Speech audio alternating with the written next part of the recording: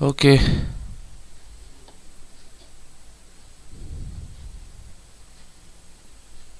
okay, okay. I think we are live again. So, this is the second day of Unisys. So, today's newsletter is the deepest South, and what this title means: slavery in Latin America. Slavery in Latin America on a huge scale was different from that in the United States. Why don't we know this history?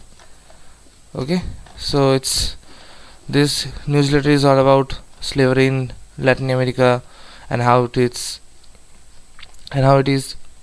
different from the slavery in United States. Okay, the author or the editor is okay. So the author is Ana Lucia Araujo and edited by Sam Hesselby. I think it's Hesselby or Hesselby, something like that. And the total word count is 5100. So okay, so let's start. Over the past centuries, historians of the United States have made increasing efforts to challenge the predominant 19th century view that slavery in the US South was somewhat a benevolent institution. The old, idealized, and paternalistic understanding of the history of slavery featured prominently in novels and motion pictures like Gone with the Wind,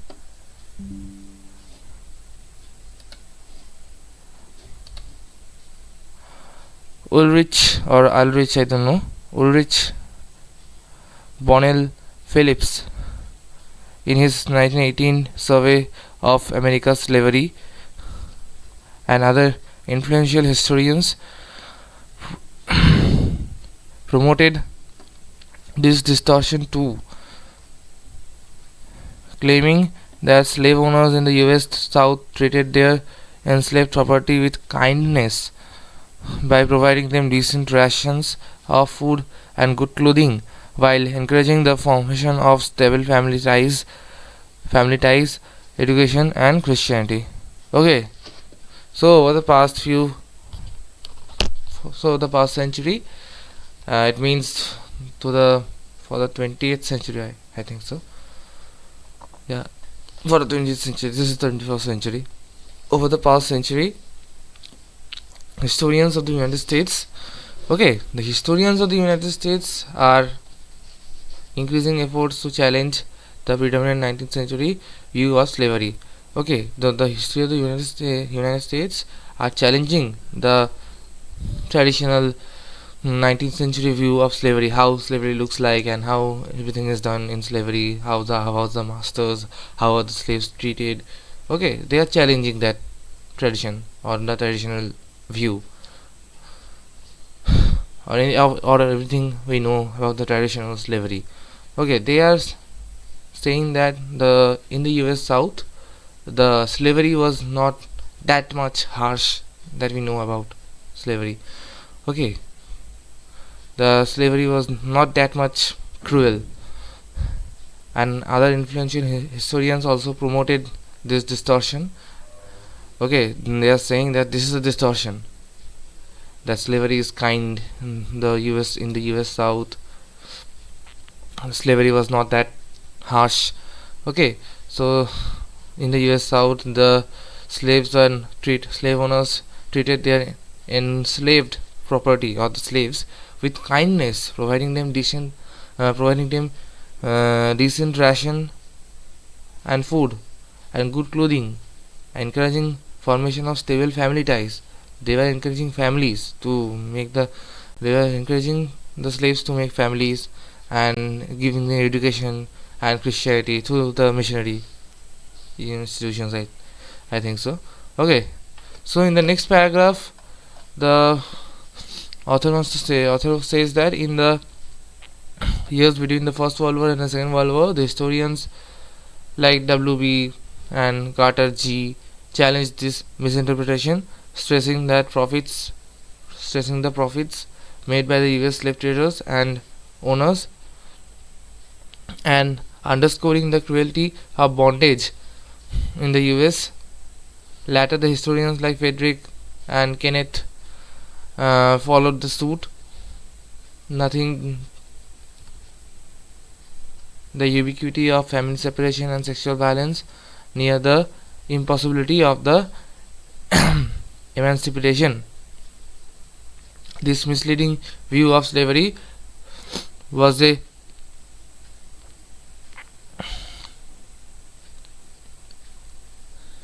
benign institution,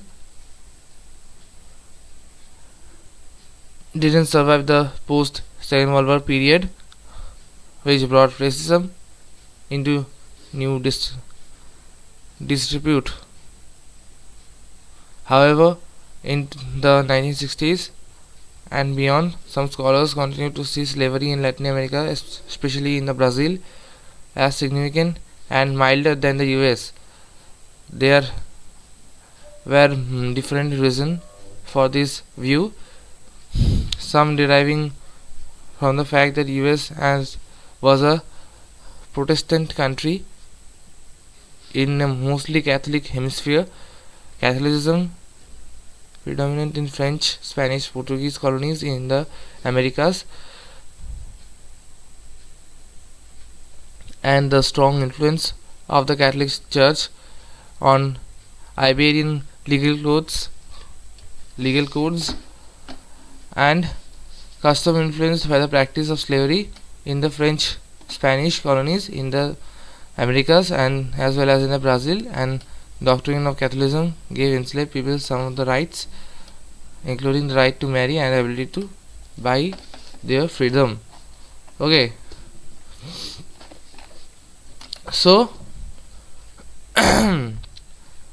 from the years between the First and the Second World, here the author is saying that from the years between First and the Second World War, the historians like this historian and this historian challenged this misinterpretation that US slavery is far more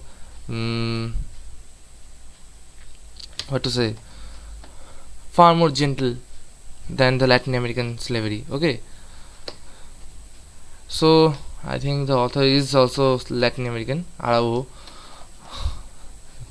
Okay, so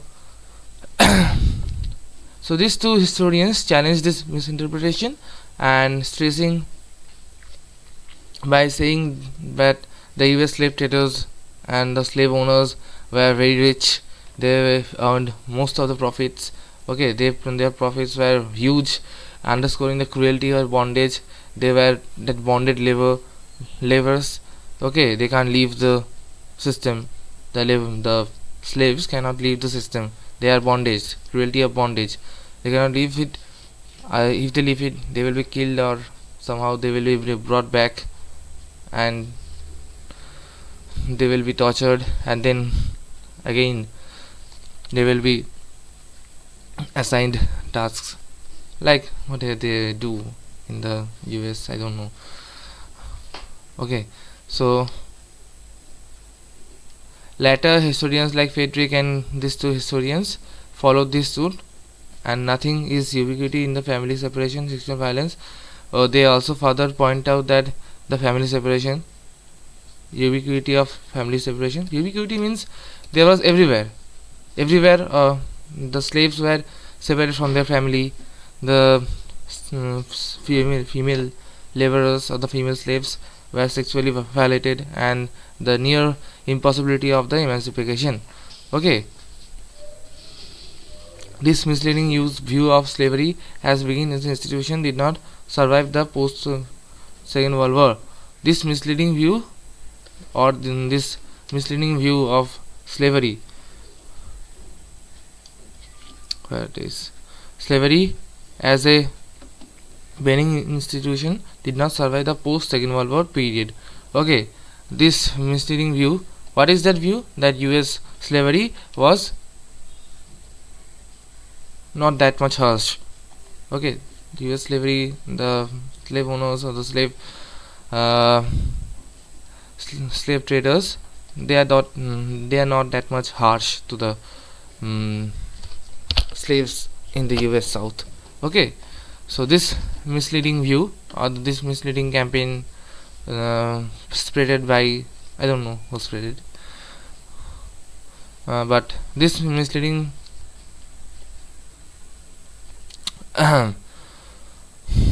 view of slavery did not survive the post-World War, because after the World War, racism began in the US. Okay, however, in the post-war scholars between slavery and the it is new dispute is here. Okay, which brought racism, second World War period, which brought racism and new disrupute.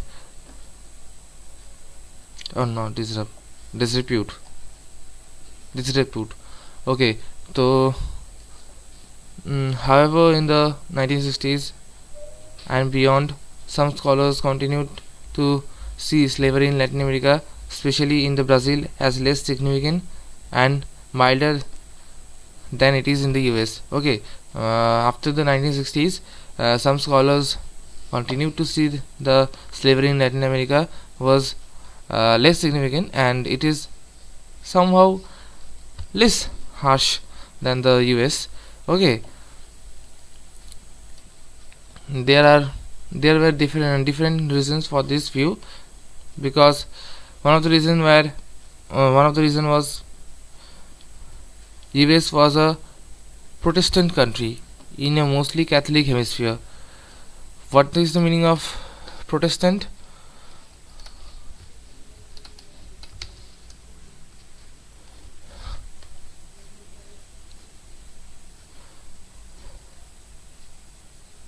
Protestantism is a major branch of Christianity originating 16th century, emphasizing salvation and through faith alone, the authority of the Bible and the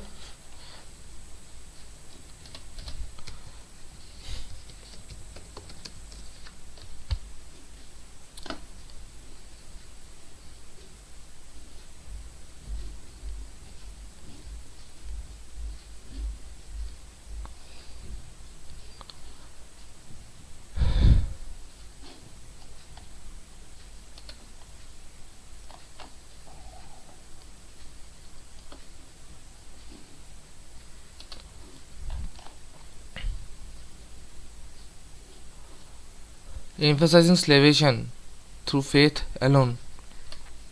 So they emphasizes the process of slaves, bringing the slaves from Africa and then becoming their masters. Okay, in a mostly Catholic hemisphere, Catholicism predominant in French, Spanish, and Portuguese colonies in the Americas, and strong influence in the Catholic Church.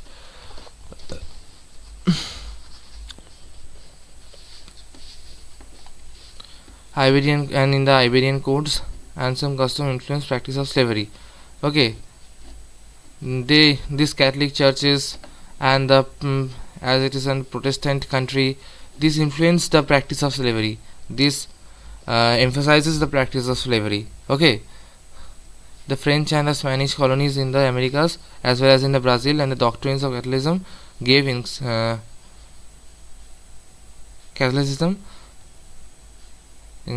the enslaved people some rights, but the French and the Spanish colonies in the America as well as in the Brazil are the doctrines of Catholicism.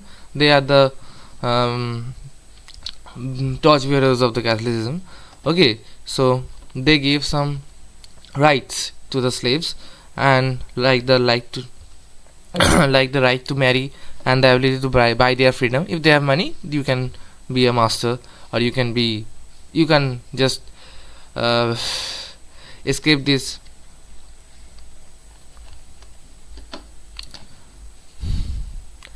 practice of slavery on you.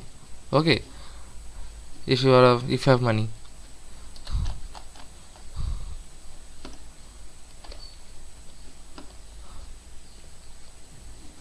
The post-war US scholars who saw Latin American slavery as less severe than US version drew heavily on the earlier work of the Brazilian sociologist Gabriel Gil, Gilberto Freire, I don't know how to pronounce it, and the US historian Frank, I don't know. Freire's book The Masters and the Slaves, originally published in 1933, was translated in English in 1946. Freire went far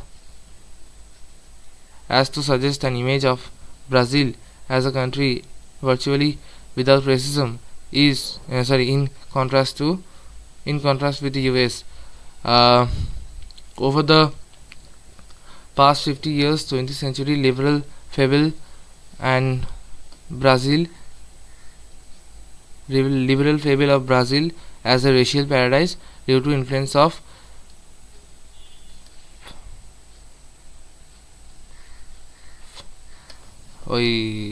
Frank's and Gilberto's work. Okay, however, a view of Brazilian slavery as comparatively benign relative to US sometimes persists among most educated people. So, after the post-World War, after the post-Second World War, one sociologist and an historian, they published their works. Okay, their works were translated to English, and they have suggested the image of Brazil as a racial paradise because there is no racism, and that country is a heaven for slaves compared to the US. Okay,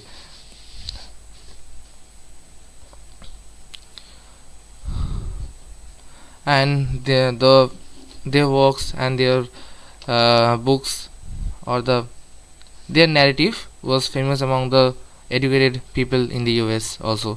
Okay, the Brazil is a heaven for slaves. They are not that much harsh like the US.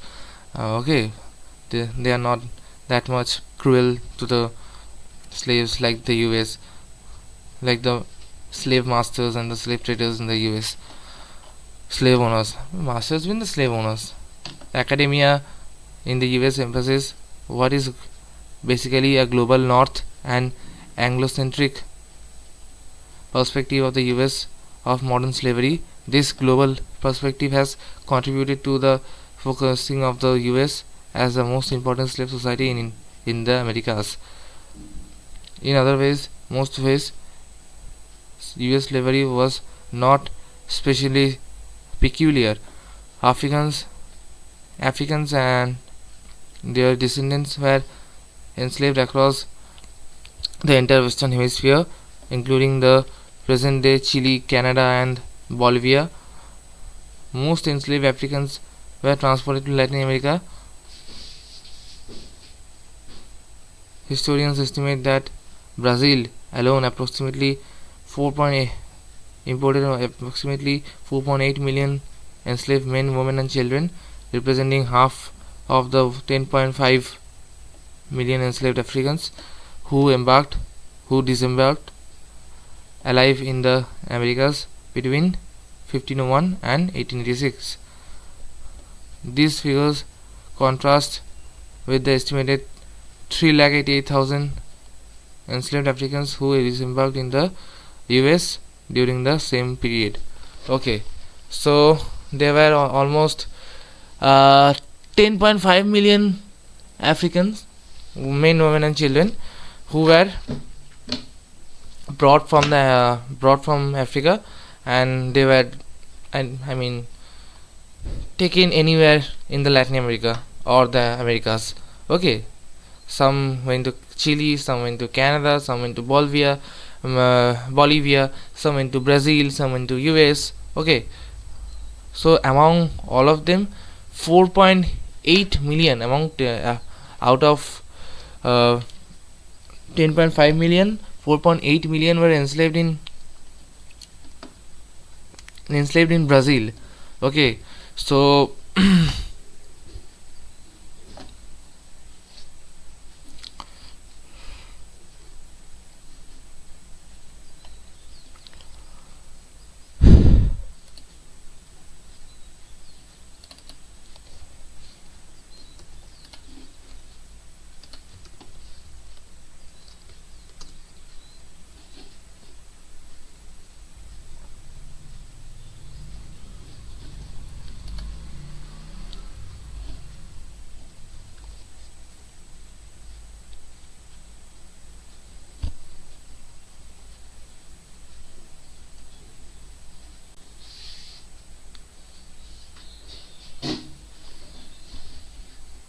okay, Brazil imported 4.8 million enslaved men, women, and children out of the 10.5 million who get off in the Americas, who were brought from the Africa and get off in the Americas between 1501 to 1886. Okay, as I have said, Brazil imported 12 times more enslaved people than the US by the mid 19th century, and the US had 2.5 times more. US had 2.5 times more.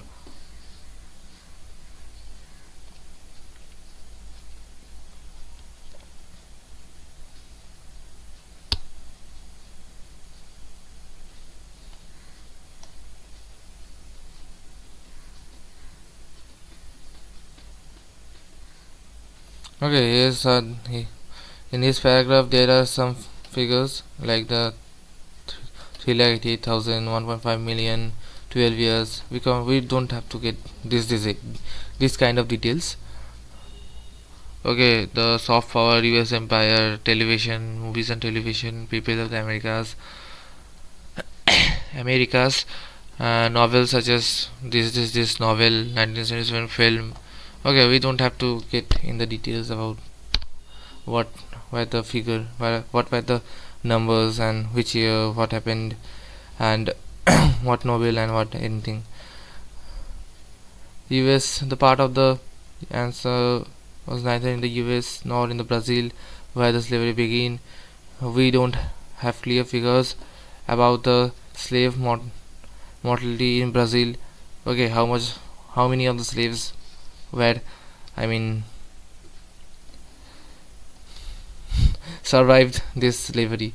Okay, but as the sugar boom started in the 17th century, it's not an exaggeration or in the to state that enslaved people, mainly men who were worked in the northeast sugar states, really survived longer than 7 or 8 years. Okay, this is very, I don't think it's important, but here you can gain a very massive information that the most of the workers, men, most of the slaves, enslaved men, didn't survive in the northeast sugar states more than 7 or 8 years. In the Brazil, very high mortality rates and low birth rates were due to the due in the part of the gender imbalance. So more male Africans were imported than females, at approximately at a rate of 2 men to 1 woman. Half of them, half of the slaves were women, and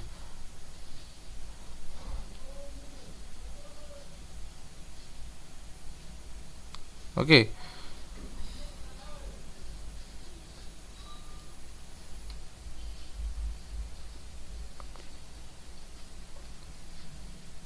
Not half of the slaves were women, but uh, the number of, half the number of males, half the number of male slaves were the women slaves.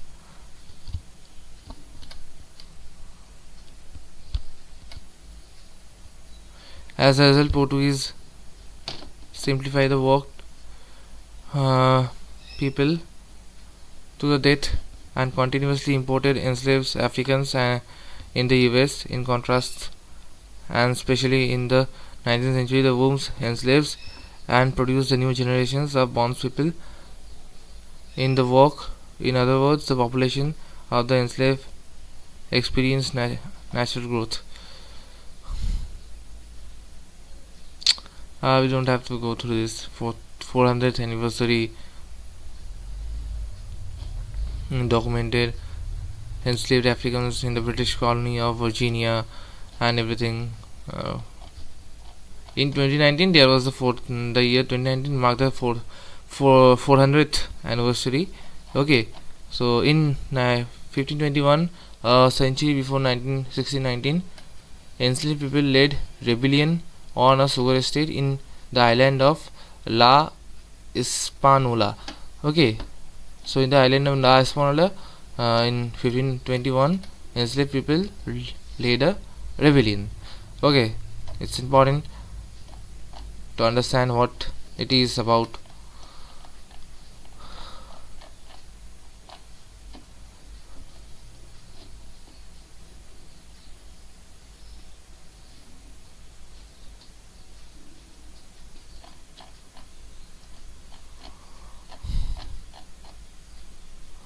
Okay, just go through it like for a few seconds.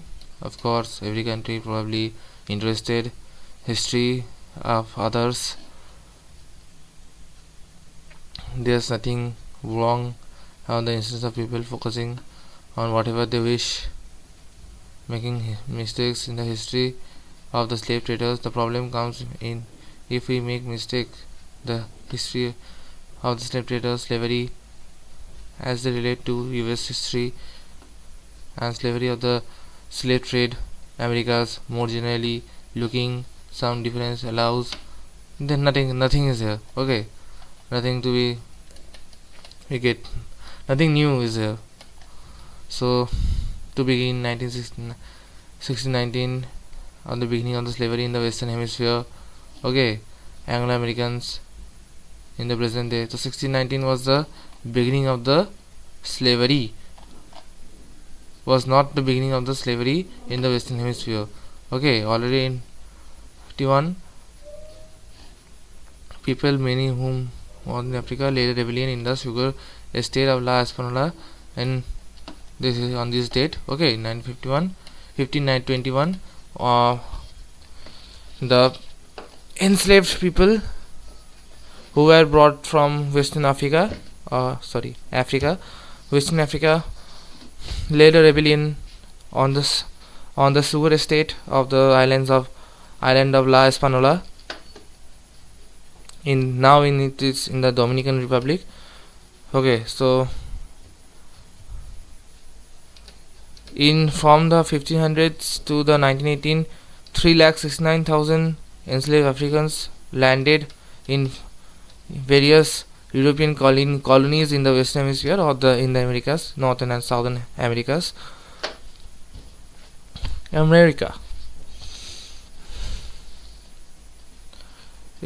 the colonies of the America.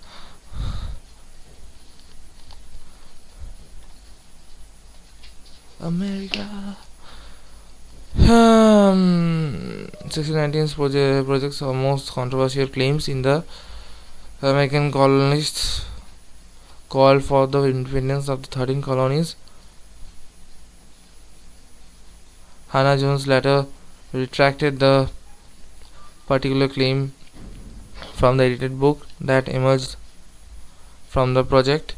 Right-wing commentators attacked the project as the emphasis of the slavery and the slavery role challenging the US-centered perspective promoted in the 1916. Okay, the US-centered perspective that US slave owners and the US slave traders were kind towards the enslaved people that were brought from West Africa, that started in 1619. Okay,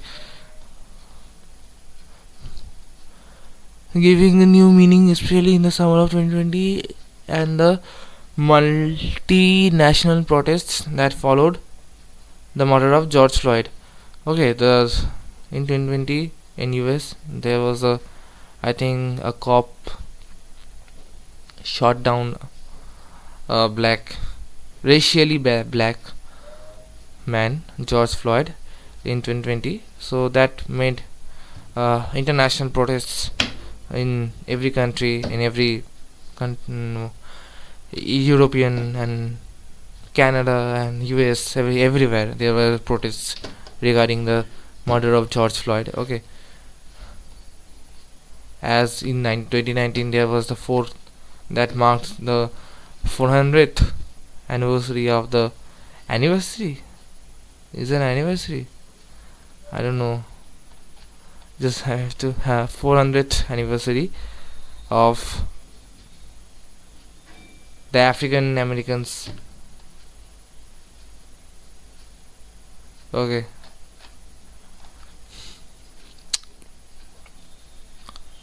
And nothing is here. Brazil, along with the British colony of Jamaica and the French colony of the Saint Domingue, acha, relied on a huge sugar plantation system worked by the enslaved Africans. Their work enabled plantations of indigo, cotton, and coffee mines. And yeah, the south, the Colombian coffee is very good.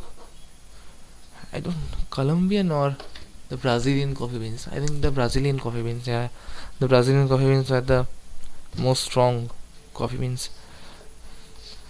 So they also do along with the sugarcane plantation. They also did plantation of indigo, cotton, coffee, mines of the golds and diamonds. I think the mines. Do they have gold mines and diamond or the coal mines in Africa, in the Americas? I don't think so. The gold and the diamond mines mostly in Africa. Okay, so jerky meat factories and urban commerce in Rio de Janeiro, Salvador, Recife, I don't know, Kingston, Le Cap, Port-au-Prince, and many other American cities across the hemisphere, the Western Hemisphere, to be precise. In this case, Brazil, several factors. In the case of Brazil, several factors explained huge recurrent imports of the enslaved Africans in the late 16th century, and in the early 17th century, Portuguese established in colonies in Luanda, I think, Luanda and Benguela in 1617 and 1575 in the present day Angola. These two West Central African colonial settlement represented respectively became the first and the third ports from which largest number of enslaved Africans were boarded. The ships departed to the Americas during the era of Atlantic slave trade. During the Atlantic slave trade, these Luanda and Benguela, these port cities were colonized. Okay, so from these port cities, from the ports of these two cities, most of the slave trade was done. Okay, from these ports through the Atlantic Ocean, the slaves were brought. These are the West Central African countries.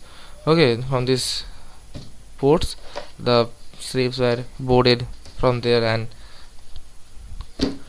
they were brought to the Americas. Okay, we are halfway through the newsletter.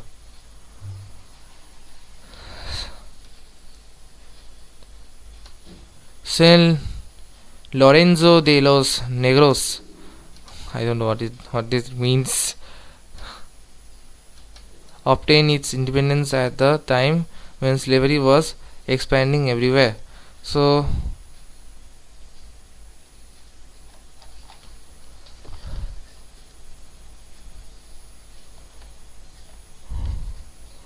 was not only a runway slave community, runaway slave community in the Spanish Americas. Another of these communities emerged about 35 miles from Cartagena, one of the busiest slave trading ports in Americas. In today's Colombia, nearly 2 lakh enslaved Africans came ashore there and lived in the Palenque or the Maron community outside it. One of the Domingo and the other communities. I don't want to know about all the communities and everything. Maron community, runway descendants, New World regions formed in the Vasquez and everything. I don't want to know anything here.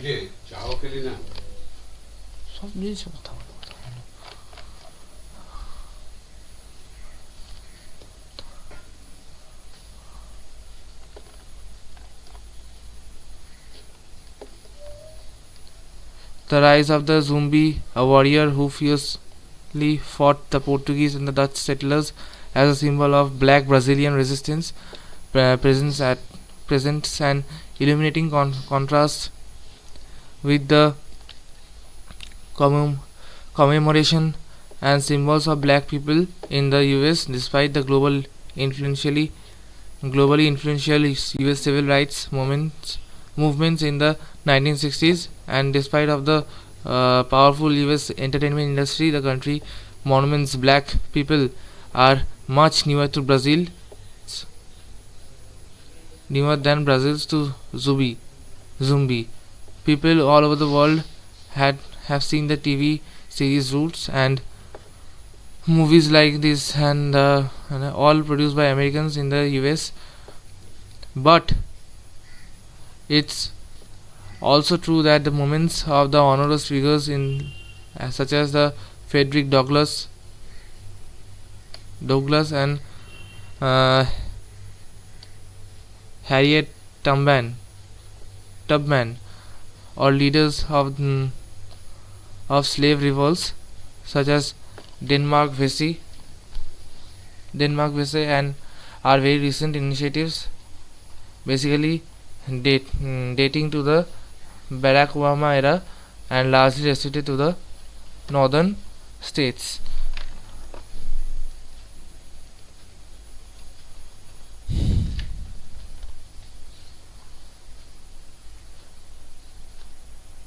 So here the author is saying that I think Zumbi is some kind of leader to the enslaved people.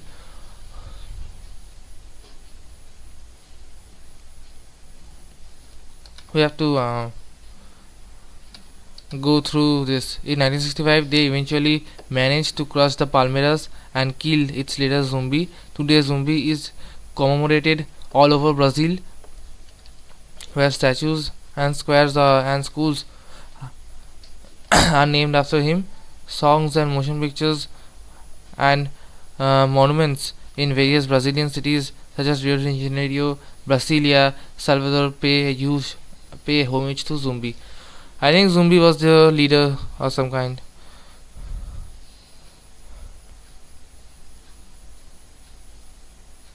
As early as in the 1640s, Palmeiras was already composed 9 villages. By the 1670s, scholars estimated that its population was big as 30,000 men and women and children. Portuguese and Dutch colonists who occupied the region between 1630 and 1654 failed to destroy the Quilombo several times. In 1695, they eventually managed to cross the Palmeiras and kill their leader. Okay, the rise of Zumbi, a warrior who fiercely fought with Portuguese and the Dutch colonialists and or the settlers as a symbol of black Brazilian resistance. Was a presents a illuminating contrast with commemorations and the black symbol of black people. He became a symbol of black Brazilian. He became a representation of black Brazilian in the US and also in Brazil also, obviously. Despite the global influence of the globally influential US civil rights movement in the 1960s, there in the 1960s there was a US civil rights movement. Okay, and despite of the powerful US entertainment industry, the country's in the country's monuments, the black people are much newer than Brazil's to Zumbi. The Brazilian black people or the Brazilian black slaves knew Zumbi because he was there in Brazil, and they fought for the fought against the Dutch and the Portuguese colonialists in Brazil. Okay, in the Palmeiras region or the Palmeiras city. I don't know, it's a city or a region, I don't know, but yeah, the Brazilians know it, but the US didn't know. It was new to them. Zumbi was new to US. People all over the world have seen the TV series and these and Douglas and leaders such as but it is also true that monuments surrounding figures such as Edric Douglas and Harriet Tubman, all leaders of slave revolts of the Denmark Vese, are very recent initiatives, basically dating to the Barack Obama era and largely restricted to the northern states. These monuments, these new names or these names of the leaders of the slave revolts and Zumbi, they were new and they were all restricted to the northern states of US. In Brazil, Zumbi was honored and celebrated as a national hero throughout the 20th century and 21st centuries. The anniversary of his assassination by the Portuguese on 20th November is in Brazil commemorated as Black Consciousness Day. Black Consciousness Day. Black Consciousness Day, and in 2023 was established a national holiday. Okay. Meanwhile, despite of the cultural prominent America's African slavery in Brazil offered more opportunities for freedom than slavery in US. Okay, we are almost at the end. Unlike Chicia in Brazil, Sally and her mother in the US were implicated. So in all this paragraph, they were saying that how the slaves in Brazil have more rights than the slaves in US. Okay, we have to read the whole thing. Before reading all this paragraph, I have to go through the previous paragraphs. Okay, many slaves in Brazil cities and broke black north cities. Slavery existed urban areas growing southern and the rural region. Here the author is saying that in which cities the slavery was there and which was the largest city. Black and brown people enslaved, freed or free composed the majority of the population in the Brazil's largest cities like the Rio de Janeiro, Salvador and Rio de Janeiro. Slavery existed in urban areas of US too. The slavery existed in the urban areas of the US, and in the 19th century they saw slavery in the US growing more to the southern and the rural areas. Okay, slavery in Brazil offer more opportunities for freedom than the slavery in US. Brazilian slave owners did not free their enslaved property out of any generosity, but because of manumission or the act of impersonating an enslaved person was shaped by deep customs of Roman law and Catholicism. They prohibit slave owners from impersonating their enslaved property would have required intervening civil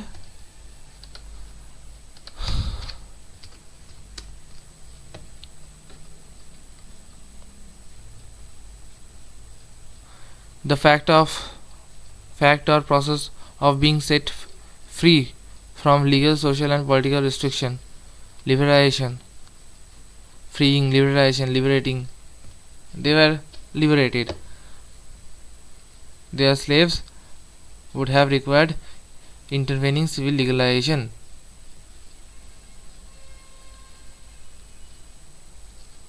And this whole liberation thing was set up by the customs of Roman law and Catholicism.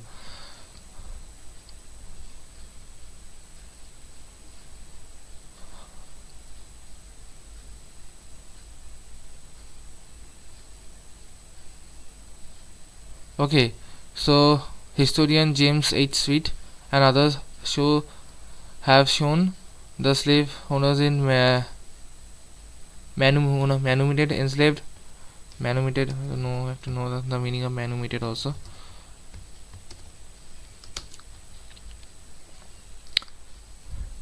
Set free, released from slavery. Okay, the release from slavery.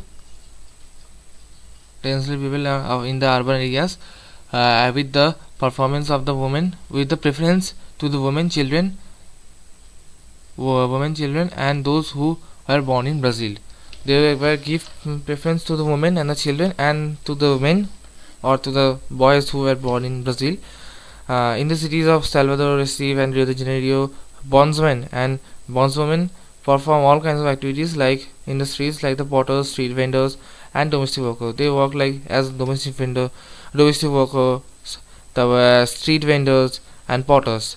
Okay, they are not slaved and they are not beaten up to do anything. They earn their own money and they have their own lifestyle. They lead a I wouldn't say decent, but yeah, they earn something and they live up to what they earn. As a result, most of the freeing of slaves were profitable to the slave owners because the enslaved people were especially bondswomen who purchased their own freedom, paying their owners their market price. Okay, they pay to the owners their market price and they get the permission to do whatever they want. Okay, for paying the owners what their market price, they work for the owners also. Okay. And this is a loophole, I think so. They are working for the owners, they are earning from one owner and they are paying to another owner,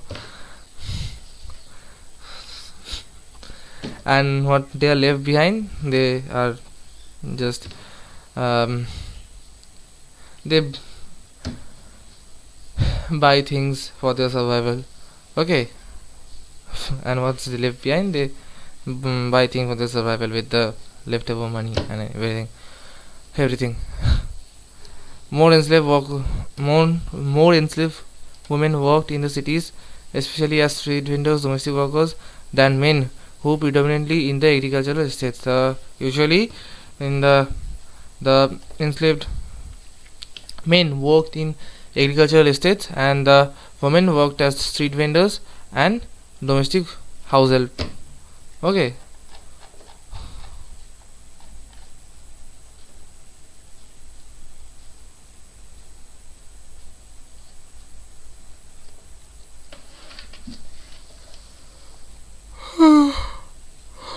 I don't think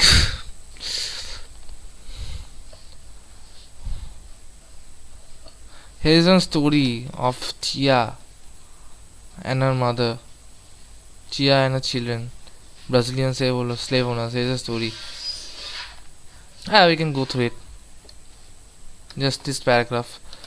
The assimilation of the Chisa and her Chisa, okay, Chica, Chisa or Chica and her children into the Brazilian enslaved owner elite would have been unthinkable in the US. Consider the case of, this is the owner, I think, whose history has been extensively studied and brought into public knowledge by the historian. This historian, uh, the Hemmingses are probably the most famous enslaved family in the history of US. The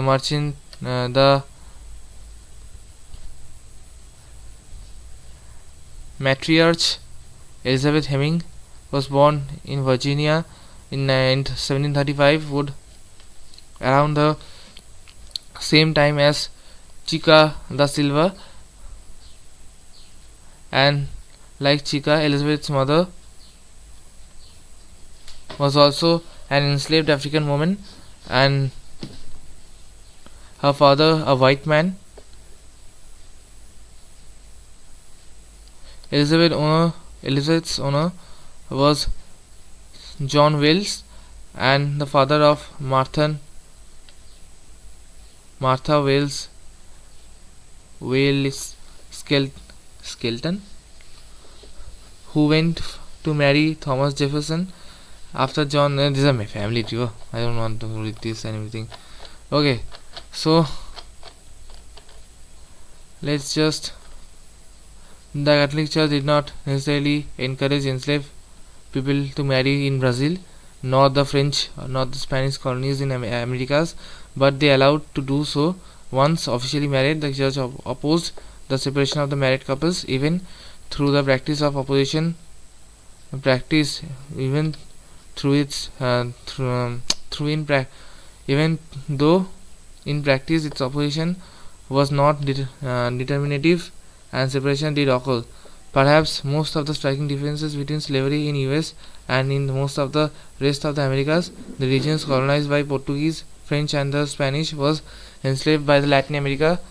Enslaved people in Latin America would freely marry blacks and white. Okay, in Latin America, in the French, Portuguese and the Spanish,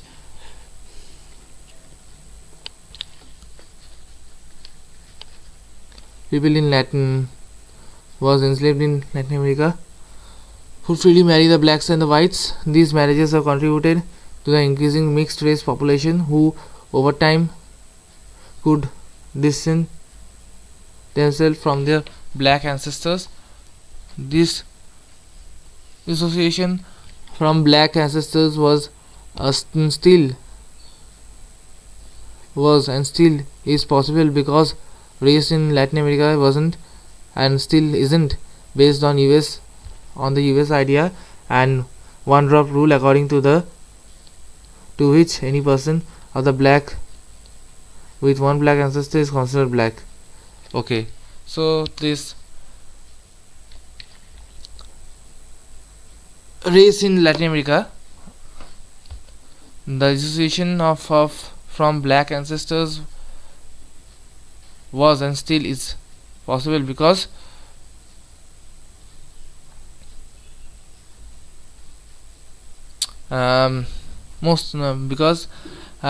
okay, so here the author is saying that people in Latin America dissociate themselves from their black ancestors because it is not based on the US idea of the one drop rule, because which states that even if one of your ancestor is black, you are also considered as black, even if you are not black. Okay, so perhaps the most striking difference in the US slavery is the most in the Latin Americas. In the Americas, even if some white and some black marry each other, the church will intervene and make sure that they stay separated or they get separated. But in the Latin Americas, they would marry freely. The blacks and the whites could marry freely each other, and the marriages contributed increasing mixed race population. Over the time, distance of the time, who over time could distance themselves from the black ancestors, but over time they put some distance from with their black ancestors. The anti-black racism emerged in the modern era with the rise of the transatlantic trade slave trade, and the still shapes the various societies in America and embraced the Aeon and the society in America. But there were clear differences of how race functioned in the Latin America and the US. Okay, still now there is a difference between how the slave functioned, how the race thing function, how races are decided in Latin America and the US. For example, Brazil, the combination of physical features and social position has more importance and than the African ancestry alone to determine whether a person is black, white, or in between. Race is historical and changes from place to place in different times. In recent years, the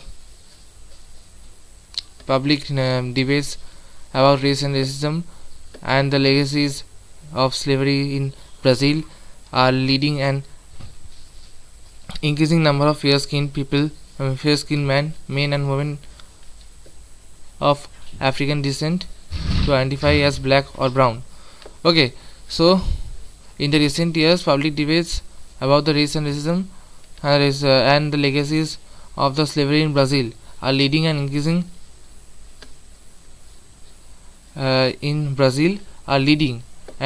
number of fair-skinned people. And this is new development in the contrast to the US, where an individual with any African ancestor is generally identified as black or African American, regardless of their social class or how light their skin may be. Of course, in the US, more and more people have refused the dichotomy between black and white, choosing to identify themselves as biracial. Okay, so in US, most of the people were identifying themselves as biracial. I am both black and white. Okay, but the people in US. Ideas of race are not very across the Western Hemisphere. They were continuing to change over time. Okay, the ideas of race, they were changing over time. They are not admitting themselves as black or they are white. They are biracial. Okay, now nowhere in the Americas was slavery a mild institution. So the author is saying that in the Americas, in the US, nowhere the slavery is a mild institution throughout the Western Hemisphere, and slavery was foundational in the European conquest and settlement, but nor have the slavery and the race in the Americas been to us same everywhere. Okay, so nowhere in the Western Hemisphere or the Americas slavery was a mild institution, but although it was not mild, but it differed from every place. Not every place, but it differed in some places. It is not same in exact same in every place in the Americas. Spain and Portugal enjoyed much longer and more direct historical relation with Africa and African than did the Britain. Okay, Spain and Portugal have much direct relation with the Africans than the Britain or the British. So in multiple ways, historically and later, by the virtue of the bilateral slave trade, Africa and Africans have arguably played a larger role in Latin America than the British in North America.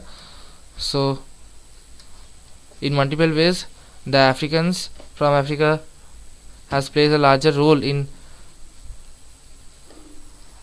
the bilateral slave trade in Latin America than the British it did in the North America. Geography played a part too. Tropical and subtropical agriculture was particularly deadly. Cities offered possibilities of education, knowledge, and freedom. Catholicism also influenced slavery in real ways in the Spanish, Portuguese, and the French colonies in the New World. Understanding these differences allows us to recognize the race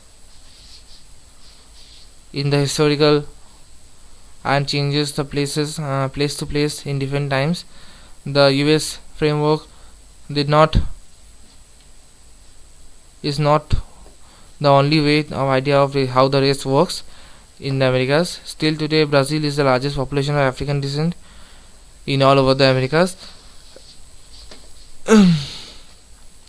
in times we in times when the illness of nationalism growing across the world, and when teaching of slavery is being attacked by the far right and the far white nationalist politicians and lawmakers, recognizes the foundational role of slavery and historical history of all the Americas may help understand one another and ourselves a little bit better. Okay.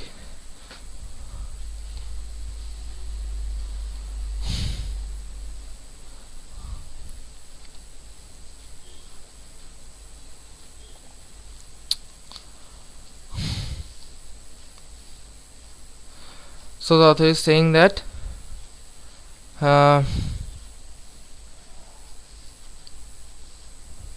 geography also played a part. Tropical and subtropical agriculture, particularly subtropical agriculture was particularly deadly because the mortality rate was very high, and the cities offered possibilities for education, knowledge, and freedom.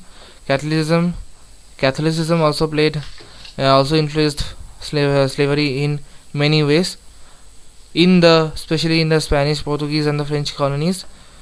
And the author is also saying the U.S. point of view, or the U.S. understanding of the race is not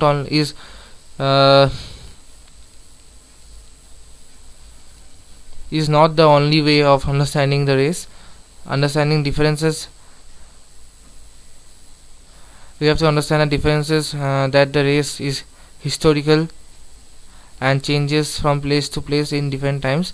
We have to understand these things, that race is historical, it depends on the history, and it changes from place to place. The US framework of race is not the only idea how the race works.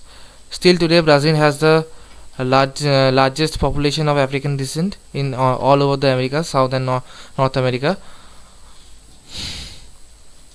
and the illness of nationalism, and due to some ill nationalist people who are dividing the population among the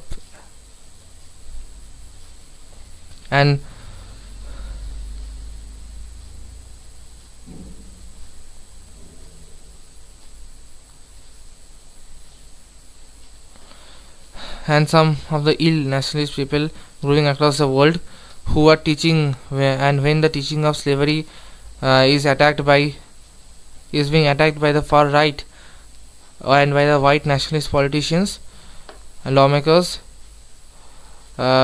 whenever there will be slavery will be attacked by right and the white nationalist politicians, lawmakers, we have to recognize the foundational role of slavery in the history of all of the Americas. They have to recognize that slavery was the thing that made the Americas that great, and have to understand one another. Both black and white have to understand one another, and that will help to make the community a little bit better. Okay, so here the author of this newsletter is mainly differentiating the two set of slavery, one in the Brazil or in the Latin America, and one in the US, okay, or in the northern parts of the US, and how the slaves system work in the Latin Americas, and how the race was decided in the North America and South America, or in the Latin America. Okay, so what is the difference, and how the different slave leaders, different rebellion took place, and how they are crushed, and how they are now, and these people are now also are in the 21st century also, and these slave leaders and the rebellion leaders are still now